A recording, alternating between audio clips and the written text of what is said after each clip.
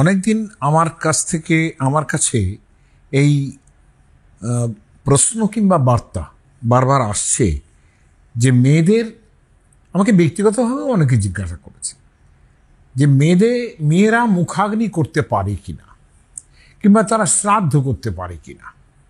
এই নিয়ে একটা প্রশ্ন বারবার আসে মৌখিকভাবে, যাদের বলার তা তো বলেছি, কিন্তু এই জিনিসটা বলতে গেলেও আমাদের যে সংস্কার এবং সেখানে ব্রাহ্মণ্যবাদ, তারপরে পৌরসেয়তা, যাকে আমরা বলি যে প্যাট্রিয়ার্কি বলি, সে সব জিনিসের মধ্যে জড়িয়ে আছে। ফলে সেখান থেকে ছাঁকনি দিয়ে বার করে একটা কথা শাস্ত্র অনুসারে বলা, সেটা আমার পক্ষে একটু লেখাপড়া না করলে পরে, যুক্তি না সাজিয়ে দিতে পারলে সেটা হয় না বলেই একটু দেরি করলাম। কিন্তু আজকে এটা বলবো যে মেয়েদের মুখাগ্নি করার অধিকার আছে কিনা এবং শ্রাদ্ধের অধিকার আছে কিনা। প্রথম কথাটা বলি, আছে। তারপরে আমার বিস্তারটা করি শাস্ত্র অনুসারে কীরকম, এটা বলতে চাই। মুখাগ্নি ব্যাপারটাই কিন্তু স্মৃতিশাস্ত্রে নেই, সেটা পরে আসছি সে কথায়। মুখাগ্নি শব্দটা, এটা একেবারেই আমার নিজের ধারণা যে এই যারা পাতি পুরোহিত থাকেন তাদের তৈরি। কথাটা ভালো না। জেনারেলি সাধারণত অন্ত্যেষ্টি এবং শবদাহ ইত্যাদির জায়গায় চিতারোহণ কিংবা প্রেতকার্য, প্রথম প্রেতকার্য, এইটাই প্রধানত যুক্ত হয়। এই শব্দটা কখনোই আসে না যে মুখাগ্নি ইত্যাদি, এই শব্দটা পাবেনই না আপনি কোথাও। আর বৈদিক কালের মেয়েরা, আমি আগেও জানিয়েছি সেটা, আগের ভিডিওতে যে বিধবা বিবাহ নিয়ে যেটা করেছিলাম, বৈদিক কালে মেয়েরা যারা শ্মশান যাত্রী হতেন, মৃত ব্যক্তির চিতায় অগ্নিসংযোগ করার আগেই তাদের বাড়িতে ফিরিয়ে যাওয়ার কথা বলেছেন। ওই যে নারী অবিধবা, যারা বিধবা নন, তারা বিধবা কি করছেন না করছেন সে নির্দেশ বেদে কিন্তু নেই। কিন্তু বিধবা যদি সহমরণে যান, তাহলে সেক্ষেত্রে তাদের দেবর কিংবা তাদের বিবাহের ব্যবস্থা আছে, এটা বেদ থেকে বেশ ভালো বোঝা যায়। আর তাদের কিন্তু আগে যারা সবাইকে কিন্তু দাহকার্যের এই হৃদয়বিদারী দৃশ্য, এটা বোধহয় না দেখবার জন্যই তাদের বাড়ি পাঠিয়ে দেওয়া হতো। এটা আমার খুব সম্ভব মনে হয়, কারণ আমাদের বৈদিক যুগ কিংবা তার পরের যুগেও যথেষ্ট পরিমাণ তারা সহৃদয়ত্বের পরিচয় দিয়েছেন। না হলে দেখুন, কামসূত্র এটা একটা একেবারে আর্স এরোটিকা, যেটা ফুকো যেসব একে ভীষণ মর্যাদা দিয়েছেন আমাদের। এখন তো ফুকো ইত্যাদি নিয়ে খুবই চর্চা হয়। তো সেই কামসূত্রের মধ্যে অসামান্য সুন্দর একটা কথা আছে যে বিবাহ হওয়ার 3 দিনের মধ্যে বলছেন একদম স্ত্রীকে স্পর্শই করবেন না। বিবাহ করে ঘরে নিয়ে যাওয়ার পর তার সঙ্গে কথা বলবেন অনেক, এবং সেখানে এইটা বলছেন অসামান্য একটা শব্দ, কুসুম সধর্মানোহি যোষিতা। মেয়েরা হচ্ছে ফুলের মতো নরম, সুকুমার উপক্রমা, যা আপনি যে ইন্টারকোর্স করতে যাবেন সেটা ওরকমভাবে জোর করে কখনো এগোবেন না। সুকুমার উপক্রমা, আপনারা ধীরে ধীরে ধীরে ধীরে এগোতে থাকবেন। এখন এই যে ব্যাপারটা, এটা কিন্তু সর্বক্ষেত্রেই প্রযোজ্য। তারা কোনোদিন মেয়েদের এত কঠিন হৃদয়ে দেখতেন না, যেটা দাহ কার্য হচ্ছে সেটা দেখুন দাঁড়িয়ে দাঁড়িয়ে, এটা দেখতেন না। আর সহমরণ প্রথা তো ছিলই না বৈদিক কাল, অথচ পরবর্তীকালে সেগুলো তৈরি হয়ে গেছে। তার মানে কি, যে ব্রাহ্মণরা যারা পরবর্তীকালের ব্রাহ্মণ, তারা ব্রাহ্মণত্বের সুবিধার জন্যেই মেয়েদের খানিকটা চেপে দেওয়া, এবং তারও পরবর্তীকালের ব্রাহ্মণরা আরও বেশি পরিমাণ এসব করেছেন। এই যতখানি পারা যায় আর কি, তাদের একটু যেমন ঠিক বেদের পরবর্তীকালের যে সমস্ত ভাবনা আছে সেখানে যারা শ্মশান যাত্রী মেয়েরা হলো তাদের বলা হয়েছে যে তোমরা একটা জায়গা পর্যন্ত যেখানে যেতে পারো, সেখানে কোনো পুকুর টুকুর যদি থাকে সেইখানে ওই শকট অর্থাৎ মৃতবাহী যে শববাহী যে শকট কিংবা যা হোক সেটা নামাবে এবং মেয়েরা প্রদক্ষিণ করবেন, প্রধানত যিনি বিধবা হয়েছেন কিংবা তার মেয়েরা প্রদক্ষিণ করবেন এবং তারপরে বাড়ি ফিরে আসবেন, এরকম ধরনের কথা ছিল। এই পর্যন্ত কিন্তু আমি বেশ বুঝলাম, এতে আমাদের বোঝার কোনো সমস্যা নেই। কিন্তু পরবর্তীকালের যে স্মার্ত যারা মহাপণ্ডিত তারা মৃত পতি বা তাদের নিয়ে যে সব তাদের পিতার অন্ত্যেষ্টি বা স্বামীর অন্ত্যেষ্টি এই ক্রিয়াতে চিতায় আগুন দেবার ব্যাপারটাও বন্ধ করে দিলেন। প্রায় স্পষ্ট করে কেউ কিছু ভালো করে বলেন না, আর যা বলেন সেটা এরপরে এটা না থাকলে এটা হবে, এটা না থাকলে এটা হবে, এই রকম। এখন এই ঘটনা হচ্ছে যে কিন্তু সবাই তো তা নয়, আবার সহৃদয় কিছু আছেন তারা একটা প্রেসক্রিপশন প্রথমে দেন যে বড় ছেলে মুখাগ্নি করবে, এবং ইংরেজ যারা মানে একটু পণ্ডিত টণ্ডিত যারা ইংরেজি শিক্ষায় শিক্ষিত এবং বেশ কিছু আলোচনা এসব এদের নিয়ে ভেবেছেন, তারা আবার বলেন চিপ মোর্নার, যেন চিপ মোর্নারটা মানে ছেলে হিসেবে ছেলেই একজন চিপ মোর্নার। আমরা যেটা জানি, আমরা যারা হৃদয় দিয়ে বিচার করি ভাবি, তারা ভাবি যে গৃহপতির মৃত্যু হলে যিনি বিধবা বলেন তারই চিপ মোর্নার হওয়ার কথা, তার থেকে কষ্ট আর কেউ পান না। ছেলে যারা আছে তারা তো নিজের জীবন যখন বড় করছে আস্তে আস্তে তাদের পিতা মাতার প্রয়োজন কতটুকু পড়ে, তারা তো আর পিতামাতা নির্ভর হয়ে থাকেন না।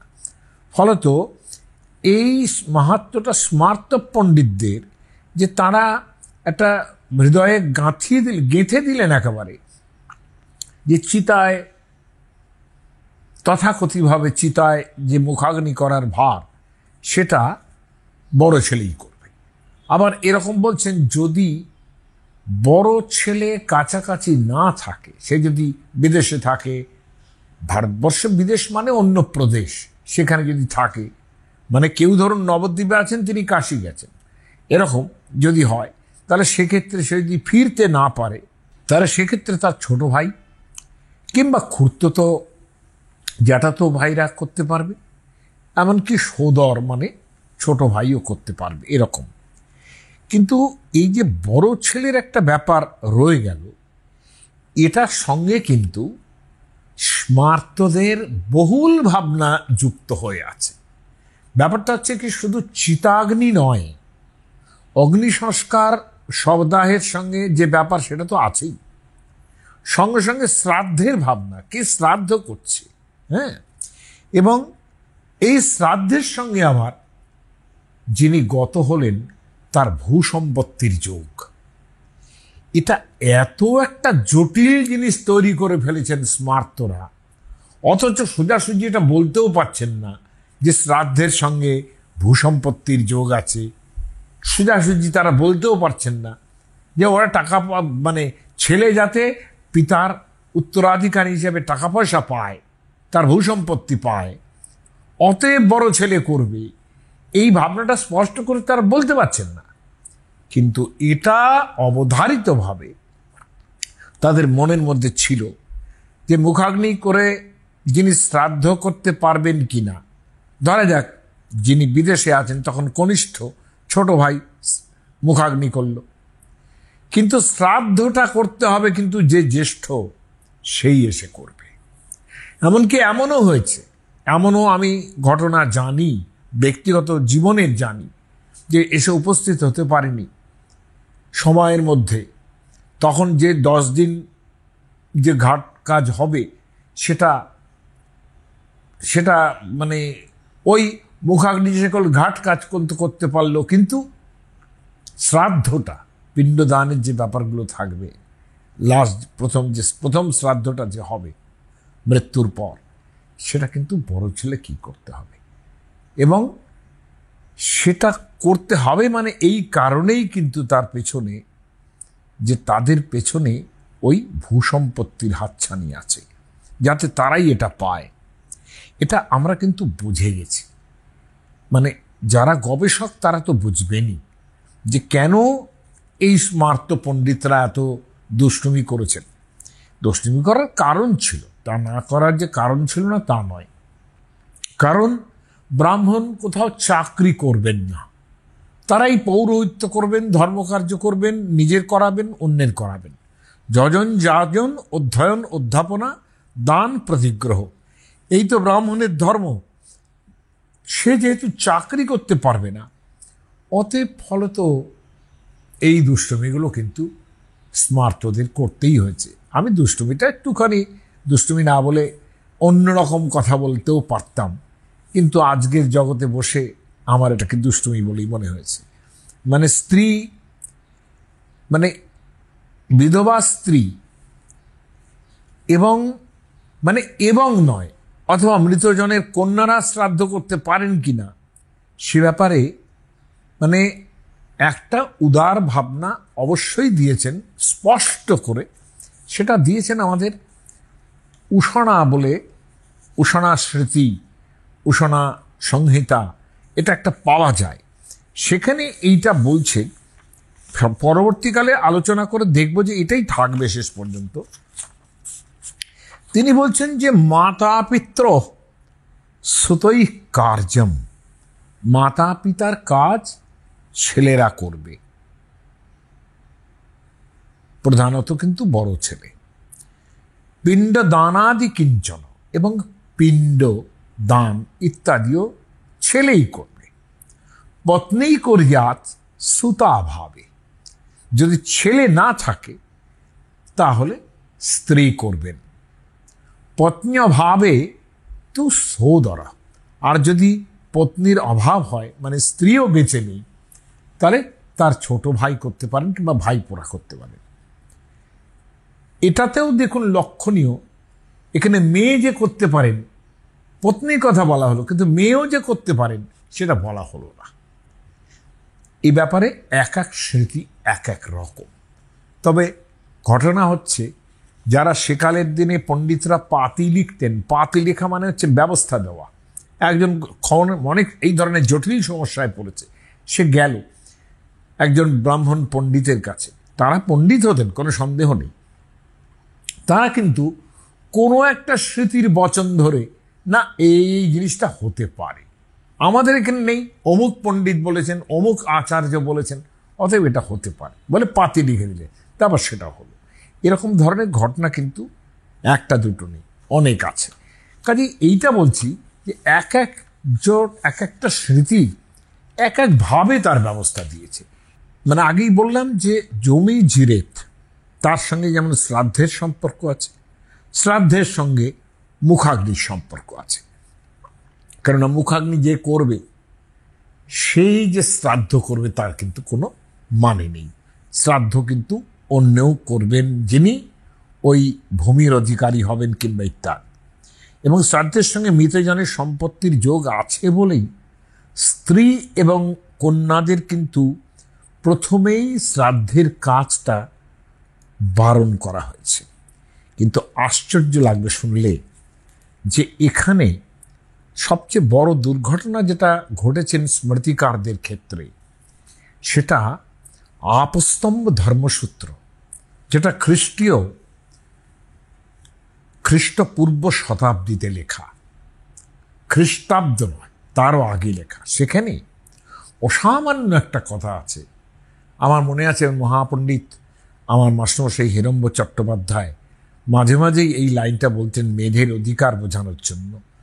তিনি বলতেন যে দেখুন, আপস্তম্ভ ধর্মসূত্রের মতো ওই রকম প্রমাণগ্রাহ্য, সবার কাছে মানে গ্রাহ্য একটা প্রমাণ, সেখানে বলা হচ্ছে পাণিগ্রহণাধি সহত্তম কর্মসু।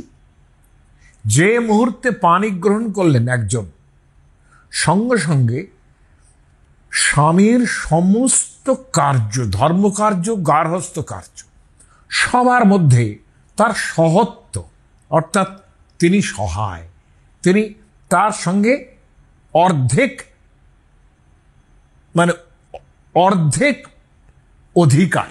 এই হচ্ছে সোজা কথা। কারণ এটাই আছে বলা, সেটা ব্রাহ্মণ গ্রন্থ থেকে আরম্ভ করে সব জায়গায়, যে অর্ধ হজায়া, যে কারণে এই বেটার হাফ শব্দটাও তৈরি হয়েছে। এখন এই যে সেটা আমাদের এখানে তৈরি হয়েছে, কিন্তু ব্রাহ্মণ গ্রন্থ খ্রিস্টপূর্বে 1000 বছর আগে সেখানে বলা হচ্ছে অর্ধ হজায়া, অর্ধম হজায়া, অর্থাৎ জায়া হচ্ছেন অর্ধেক। ঠিক সেই কারণেই আপস্তম্ভ ধর্মসূত্র বলে যে পাণিগ্রহণাধি সাহাত্তং কর্মসু, সমস্ত কাজে তথা পুণ্য ফলেষু, স্বামী যে পুণ্য অর্জন করবেন তার অর্ধেক তার স্ত্রীর অধিকার, কিংবা স্ত্রী যে পুণ্য অর্জন করবেন তার অর্ধেক স্বামীর অধিকার। খুব সহত্বের কথা বলা হচ্ছে। লাস্ট কথাটা সবচেয়ে বড় ইম্পর্টেন্ট। দ্রব্য পরিগ্রহেষু,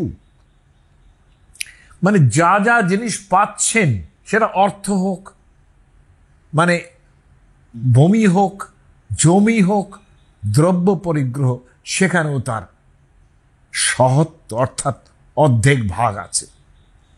স্বামী স্ত্রী যেহেতু একই সঙ্গে সহত্বের বোধে থাকেন, সেই জন্যে আপস্তম্ভ আর একটা জায়গায় সূত্র করছেন। সূত্র এগুলো বড় বড় ডাইজেস্ট নয়, স্মৃতিশাস্ত্র নয়। কুটুম্বিনৌ ধনস্য ঈশাতে, অর্থাৎ যে ধন আছে কিংবা যে ধন আসবে, কুটুম্বিনৌ অর্থাৎ স্বামী স্ত্রী দুজনেই সম্পূর্ণ তাদের সমান অধিকার আছে ওইখানে, যেহেতু সহত্তং কথাটা ব্যবহার হয়েছে। এই দৃষ্টিতে কিন্তু আমাদের পরবর্তীকালে স্মার্তরা সরে গেলেন।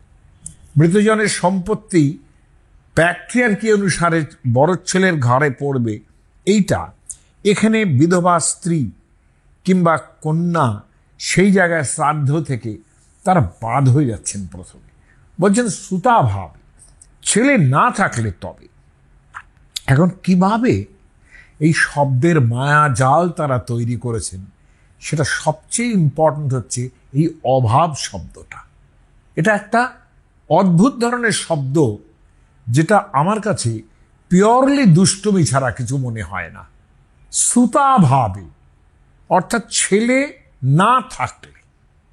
কেন এরকম হবে? ছেলে না থাকলে স্ত্রী করতে পারেন, তা কেন হবে? আমার বক্তব্য হচ্ছে ছেলে না থাকলে যদি স্ত্রী করতে পারেন, তাহলে স্ত্রী করতে পারেন।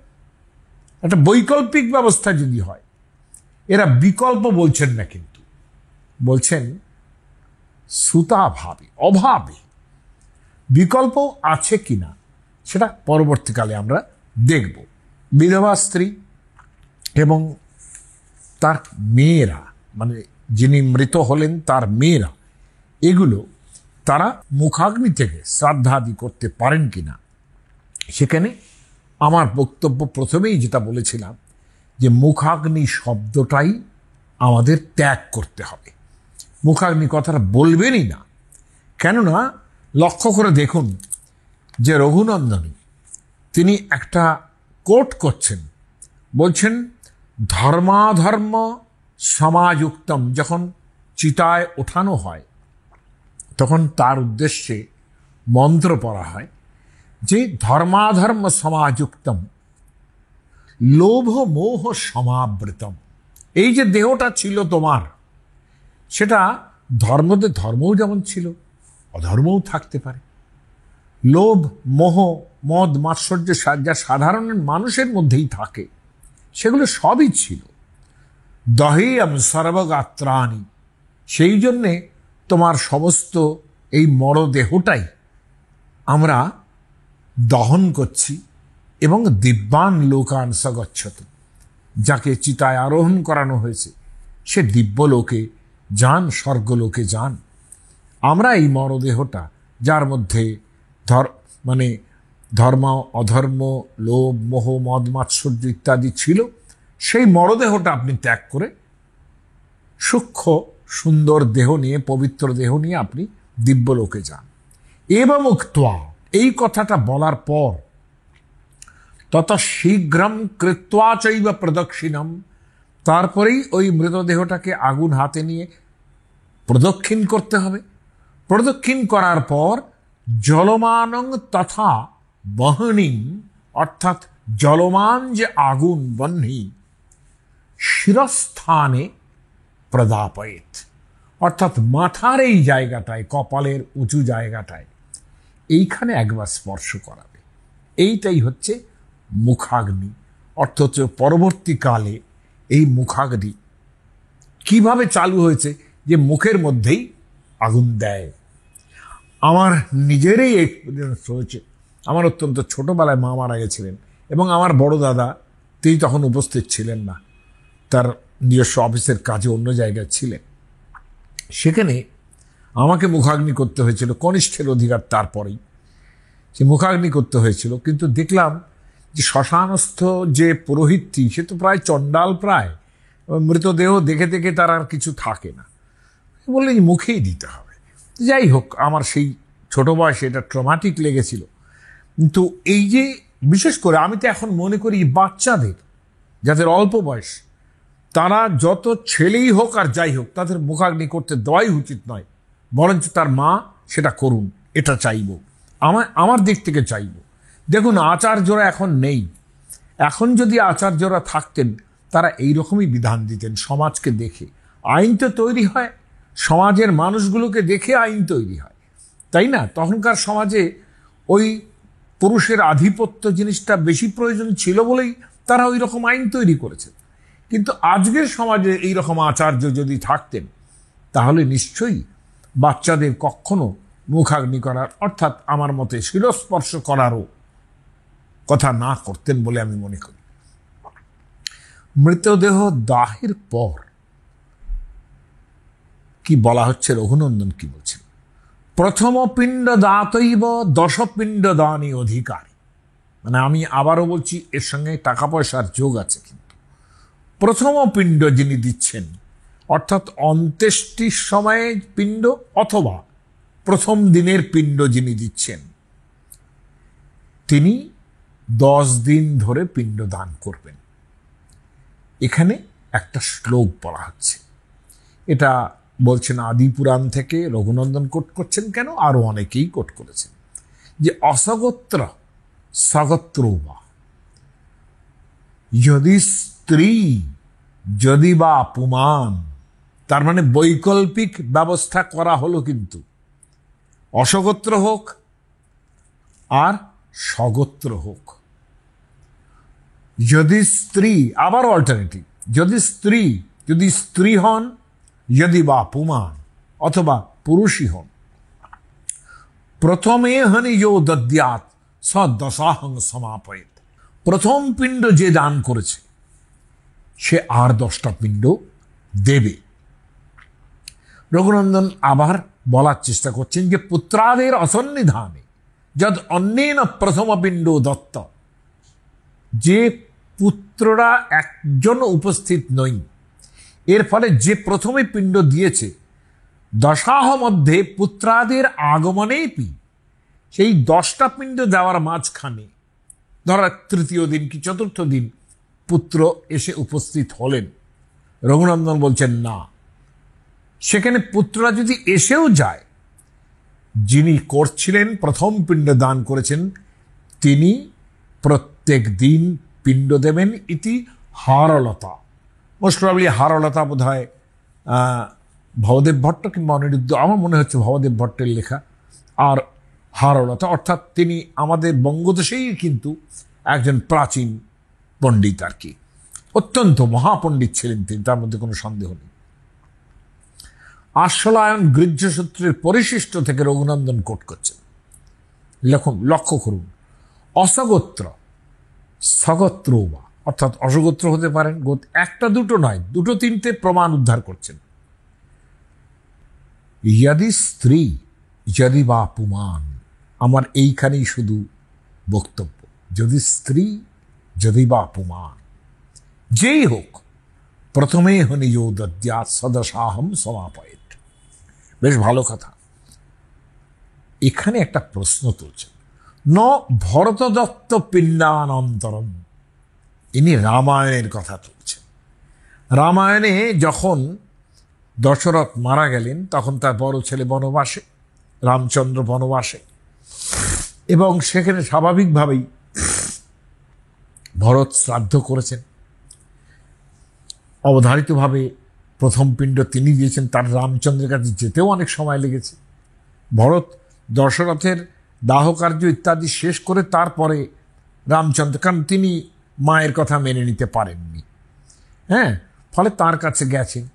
যাওয়ার পর রামচন্দ্র পিণ্ড দিচ্ছেন, এবং সেটা কীরকম পিণ্ড? ঐঙ্গুদম বদরুণ মিশ্রম। এটা এনারা শ্লোক তৈরি করেছেন। রামায়ণের শ্লোকটা ইঙ্গুদি, বদর ইত্যাদি আছে, অর্থাৎ কুল কিংবা ইঙ্গুদি, যেগুলো যার থেকে তেলও তৈরি হয়, সেই সব ইঙ্গুদি ছেঁচে পিন্যাক দর্ভ সংস্তরে, তাকে বলে পিন্যাক, একটা মাখা মাখা জিনিস আর কি, সেটা কুশের ওপরে দিয়ে রূপ্য পিণ্ডাংস তত রাম ইদং বচন অব্রবীত, কুশের ওপরে রেখে রামচন্দ্র বলেন, ইদং ভংস মহারাজ প্রীত যদশনাবয়ম, আপনি এই পিণ্ড ভোজন করুন এবং প্রীত হয়ে ভোজন করুন, আমরা যা খাই তাই আপনাকে দিয়েছি। যদন্না পুরুষ রাজন তদন্না পিতৃদেবতা। এটা অবশ্য রামায়ণের পাঠ অন্যরকম। রামায়ণে যদন্য পুরুষ রাজন তদন্নস্তস্য দেবতা, অর্থাৎ মানুষ যা খায় তাই তার দেবতাকে দেয়। এখানে পিতৃদেবতা, অর্থাৎ এই শ্লোকটা অন্য শ্লোক, রামায়ণের শ্লোক নয়, এটা বানিয়েছেন, পিতার কারণে বানিয়েছেন।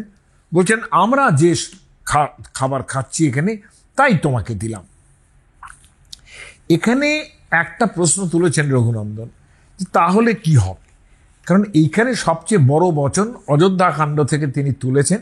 বলছেন যে পিতা দশরথ কৈকেয়ীর উপরে যখন খুব রাগারাগি করছেন, যখন তাকে বড় ছেলেকে বনবাসে পাঠানো হচ্ছেন, তিনিই তো প্রধান হোতা কৈকেয়ী, বলছেন তাকে পাঠাতে হবে, দুটো বর চাই আমার। তখন তিনি অভিশাপ দিয়েছিলেন তাকে, যে তুমি কিংবা তোমার ছেলে ভরত আমার শ্রাদ্ধ করবেন না। এই যে শ্রাদ্ধ করবে না, লক্ষণীয় এই শ্রাদ্ধ করবে না বলাটা কিন্তু একই সঙ্গে ওই জমি জমা রাজ্য না পাওয়ার সঙ্গেও যুক্ত থাকবে, যেটা পরবর্তীকালে যুক্ত হয়েছে। লক্ষণীয় অনেক পিতারা যারা পুত্রের ব্যবহারে অসন্তুষ্ট হতেন, তারা অনেক সময় বলতেন যে তুমি আমার, সেটা বড় ছেলে হলেও বলতেন অনেক সময়, যে তোমায় আমার শ্রাদ্ধ করবে না। এই শ্রাদ্ধভাগী যে হবে সেই জমিজমা পাবে। ফলে সেই পর্যন্ত, পিতার মৃত্যু পর্যন্ত বড় ছেলের ভালো হয়ে থাকার একটা বড় চেষ্টা সেকালের দিনে থাকতো। তারা কোনোদিনই পিতাকে চড়াতেন না। হ্যাঁ, যারা অতিভক্তি করতেন, অনেকেই আজকের দিনে গবেষকরা বলেন যে তারা অনেকটাই জমিজরিতের জন্যেই পিতার অতি বশংবদ পাত্র হতেন। যাই হোক, তার ফলে বড় ছেলে ব্যাপারটাও আমাদের সমাজে ভয়ঙ্করভাবে একটা ফেলেছে, একটা প্রভাব ফেলেছে। যাই হোক, রঘুনন্দন এসব কথাটা বলে তারপরে বললেন যে ভরত যে শ্রাদ্ধরা করেছেন ওটা শ্রাদ্ধ হিসেবেই গণ্য হবে না। ফলে রামচন্দ্র যে ওই পিণ্ড দিচ্ছেন তার দশাহ পিণ্ড তারই দেওয়ার কথা, অর্থাৎ তিনি বড় ছেলে, এবং তার সঙ্গে যোগ হয়ে গেল ওই কথাটা। এখন এইবারে আসল কথায় আসছে যে বায়ু পুরাণ আবারও সেই কথাটা তুলছে যে কারা পিণ্ড দিতে পারে। এখানে পরিষ্কার রঘুনন্দন যে বায়ু পুরাণ থেকে একটা লাইন তুলছেন এবং সেটা প্রামাণ্য হিসেবে তুলছেন। বলছেন অসগোত্র সগোত্র বা, সগোত্রে হোক অসগোত্র হোক, যদি স্ত্রী যদি বা পুমান, যদি স্ত্রী যদি বা পুমান, স্ত্রী হন অথবা পুরুষ হোক, বড় ছেলে ফেলে কিছু বলছেন না, যদি স্ত্রী যদি বা পুমান, যশ্চাগ্নিদাতা প্রেতস্য, যে প্রেতের মুখে, অর্থাৎ প্রেতের শিরস্পর্শ করে আগুন দিয়েছে, তাকে চিতা জ্বালিয়েছে, তার পিণ্ডং দদ্যাৎ সাইবই, তার মানে স্ত্রীলোক, বিশেষত বিধবা স্ত্রীলোক। যদি তার মানে এখানে প্রমাণ হয়ে যাচ্ছে যে মেয়েরা অগ্নি মুখে দিতে পারে, অর্থাৎ শিরস্পর্শ করে, আমি মুখাগ্নি বলছি না, শিরস্পর্শ করে যাকে আপনারা মুখাগ্নি বলছেন সেই মুখাগ্নি তাহলে মেয়েরা করতে পারে। এটা প্রমাণ হয়ে গেল বায়ুপুরাণের এই বচন থেকে, যেটা প্রামাণ্য হিসেবে রঘুনন্দন তুলছেন।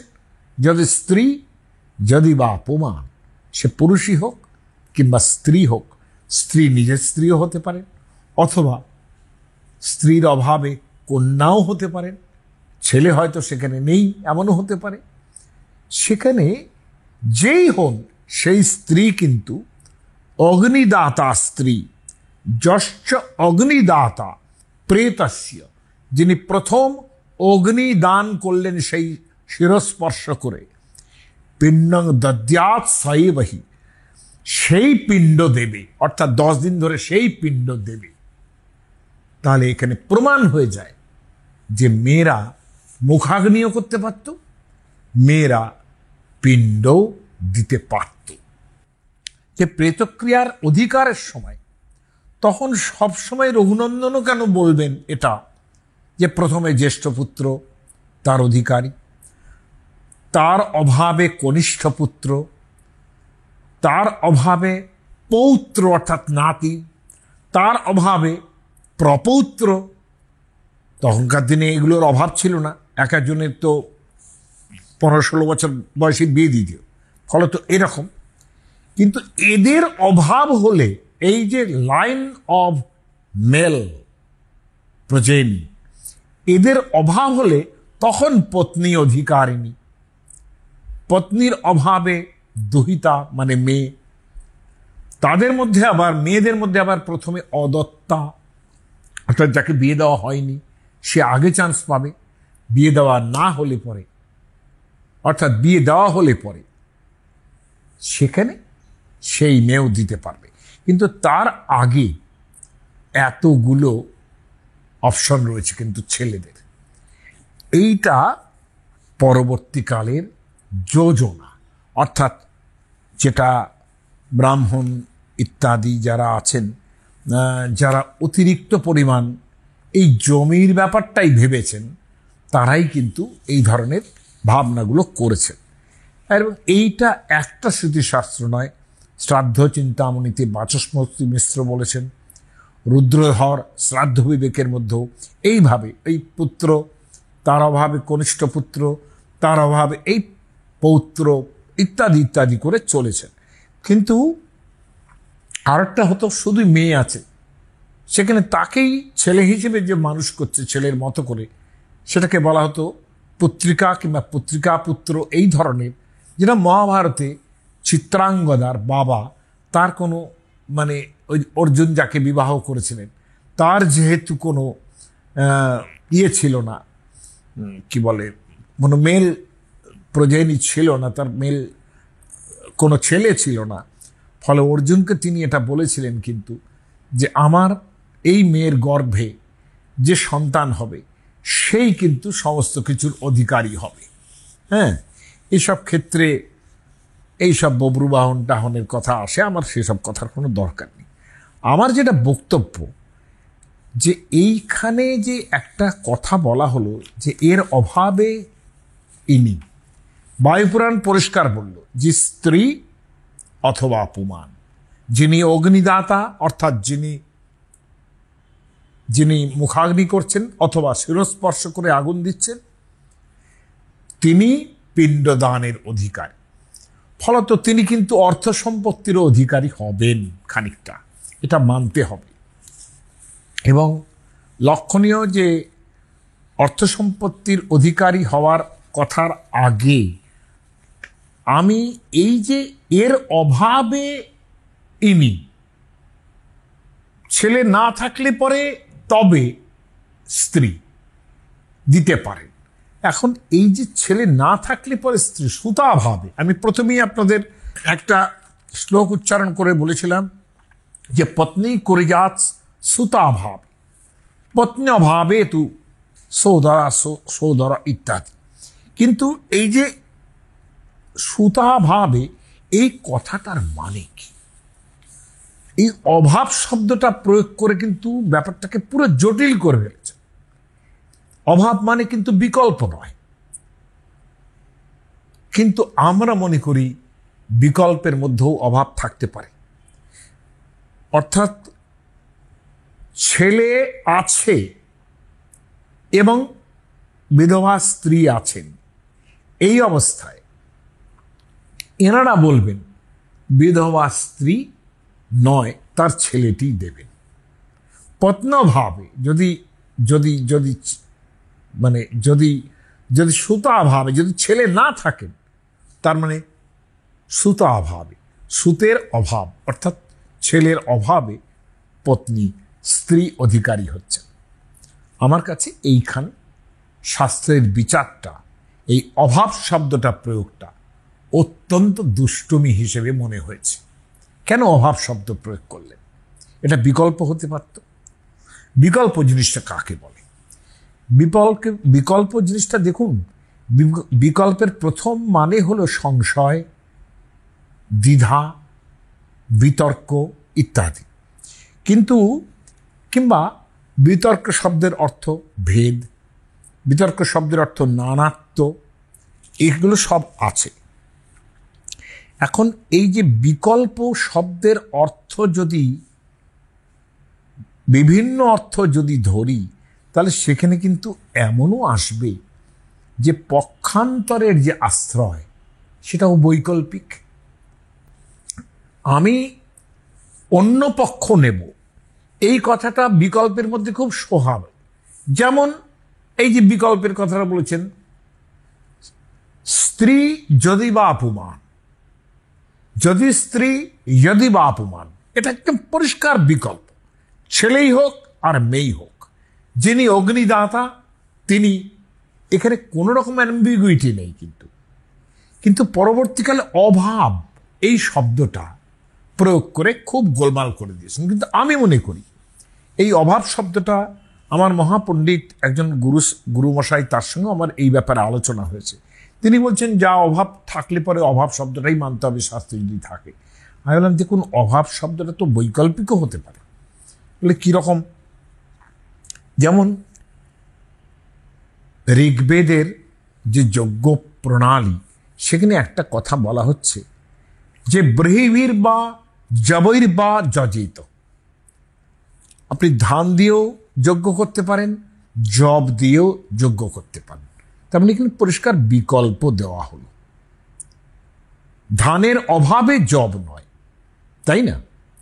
কিন্তু ধানের অভাবে যদি জব চলে, এটা আমাদের মতো তার্কিকদের বক্তব্য, ধানের অভাবে যদি জব চলে তাহলে জবটা প্রধান, তাই না? জবও দেওয়াই যায়, আমি ধানটা নাই দিতে পারি। অভাব হলো, অর্থাৎ আমার বাড়িতে ধান আছে, আমি ধান দেব না, আমি জব দেব, এটা হবে না। অভাব বলতে এইটা বোঝায় যে ধান্যের অভাবে তুমি জব দিয়ে করছো। কিন্তু আমরা এটা মানব না। আমরা বলবো যদি তুমি অল্টারনেটিভ একটা দাবি, তাহলে সেটারও প্রধান প্রতিষ্ঠা থাকতে হবে। মনে করি আমরা, যেমন একটা সময়ে সোম, যেটা যেটা দিয়ে সোমরস তৈরি হতো, সেটা পাওয়া যাচ্ছিল না। তখন বলা হলো যে সোম পাওয়া যাচ্ছে না যখন, তখন এক ধরনের পুতিকা তাদের দিয়ে সোমরস তৈরি করো। তাহলে একটা অল্টারনেটিভ এলো, কিন্তু সোম পাওয়া যাচ্ছে না বলে, মানে সোমের অভাবে, সোমলতার অভাবে, সোমবল্লীর অভাবে পুতিকা, এই সেই অভাব কথাটা এখানে প্রয়োগ করছে। কিন্তু ব্যাপারটা, তাদের ব্যাপারটা কিরকম? যদি ঘরে ধান থাকে তাহলে জব দিয়ে করা যাবে, তা নয়। কিন্তু ওনারা বলছেন বা, এ বা মানে হচ্ছে অল্টারনেটিভ, তুমি ধান দিয়েও করতে পারো, জব দিয়েও করতে পারো। কিন্তু এটা তা নয়। সোম থাকলে পরে, বাড়িতে যদি থাকে, তাহলে সেক্ষেত্রে প্রতিকার দিয়ে করা যাবে না। এটা তো অন্যায় কথা। এই অভাব কথাটা এতটা দুষ্টুমি, সেখানে এটা তো চলে না। আমরা প্রশ্ন করেছিলাম যে আমাদের পাতি একটা সংস্কৃত লাইন আছে যে মধ্য অভাবে গুড়ন্দাত, মধু যদি না থাকে তাহলে গুড় দেবে। তা বেশ, তো আমি এইটা বলেছি যে মধু থাকলেও আমি গুড় দিতে পারি। আমার তো গৃহস্থের অভাব তৈরি হতে পারে, আমার ক্ষমতা না থাকতে পারে, টাকা পয়সা না থাকতে পারে, মধু কিনতে পারছি না হতে পারে, আমি মধু আছে বাড়িতে, একটু আছে, পুজো অর্চনার জন্য রেখে দিলাম, আমি গুড়ই দেব, কি অসুবিধা আছে? কেন এই অভাবটা কল্পনা করতে হবে? অভাবটা তো বৈকল্পিকও হতে পারে। তাহলে না, এটা হবে না। তখন আমি একটা উদাহরণ দিলাম। আমি বললাম যে প্রাচীনকালে এই আমাদের যে সমস্ত ধর্মসূত্র, শ্রৌতসূত্র, এইগুলো যেগুলো আছে, আমাদের প্রাচীনকালে যজ্ঞের সময় গোবধ প্রচলিত ছিল, অর্থাৎ বন্ধ্যা গাভী, তার অল্টারনেটিভও ছিল অনেক রকম, ষাঁড় হতে পারে, মহিষ হতে পারে, হ্যাঁ, এই সব ছিল। কিন্তু পরবর্তীকালে যখন গোবধ বন্ধ হয়ে গেল, গোবধ কিন্তু বৈদিক কালের শেষের দিকেই বন্ধ হয়ে গেছে, যজ্ঞে আর সেটা হতো না। কেননা তারা বলছেন যে এটা মানে চয়েস ওয়াজ নিউট্রিশাস, হ্যাঁ, অর্থাৎ নিউট্রিশাস চয়েসে গোবধ বন্ধ হয়ে গেল। ঠিক আছে, ভালো, গরু বন্ধ হলো বটে, কিন্তু তখন ওরা বললেন মহোক সঙ্গবা মহাজঙ্গবা, তুমি উৎস মানে ষাঁড়। বৈদিকরা কিন্তু এই দুষ্টুমিটা করলেন না যে গরুর যদি অভাব হয় তাহলে মহোক সঙ্গবা মহাজঙ্গবা, অর্থাৎ একটা ষাঁড় দিতে পারো, অর্থাৎ কাটা হতে পারে, অথবা অজ মানে ভেড়া কাটা হতে পারে। কিন্তু আমার বক্তব্য হলো এইখানে যে তারা এই দুষ্টুমিটা করেননি, অভাব কথাটা লেখেননি, বলেননি। তারা জানেন যে গরু আছে, কিন্তু তারা বন্ধ করবেন বলেই বললেন যে না, অজঙ্গবা কিংবা মহক সঙ্গবা, অর্থাৎ ষাঁড়ও দিতে পারে। তাহলে আমরা তো সেটা ভাবতে পারি যে আমাদের ঘরে মধু আছে, তৎসত্ত্বেও আমি গুড় দিতে পারি, পুত্র আছে, তৎসত্ত্বেও স্ত্রী দিতে পারেন।